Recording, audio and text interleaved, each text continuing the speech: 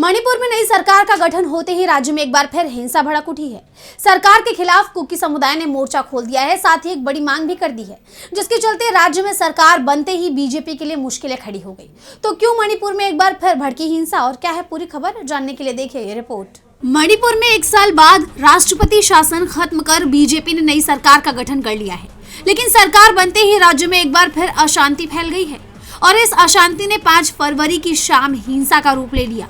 राज्य के चुराचांदपुर जिले में नई सरकार के गठन को लेकर तनाव अचानक भड़क गया। जिले के तुंगबोक बाजार इलाके में बड़ी संख्या में लोग सड़क पर उतर आए। प्रदर्शनकारियों ने नई सरकार के खिलाफ जमकर नारेबाजी की, टायर और लकड़ियां जलाकर सड़कें जाम करने की कोशिश की गई।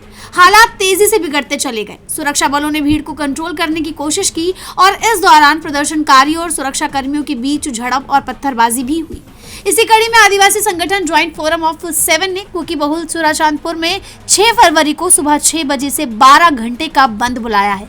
संगठन ने अलग कुकी प्रशासन की मांग दोहराते हुए समुदाय के सभी सदस्यों से विरोध में शामिल होने की अपील की।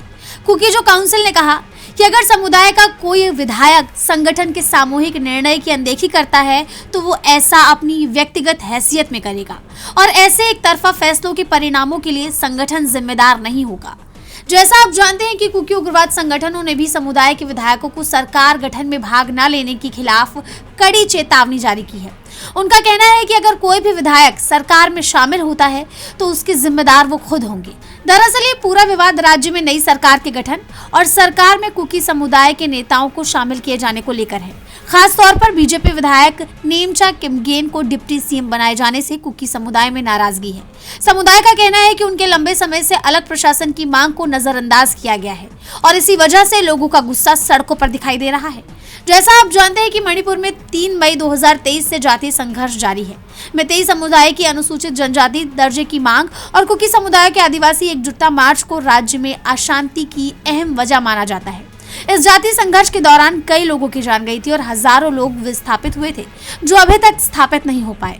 वहीं नई सरकार के गठन को लेकर ये माना जा रहा था कि राज्य में स्थिति पहले जैसी हो सकती है, लेकिन राज्य में शांति बहाल होने के बजाय एक बार फिर हिंसा भड़क गई है। अब बीजेपी सरकार इन हालात से कैसे निपटती है ये देखना होगा। डीबी लाइव की रिपोर्ट।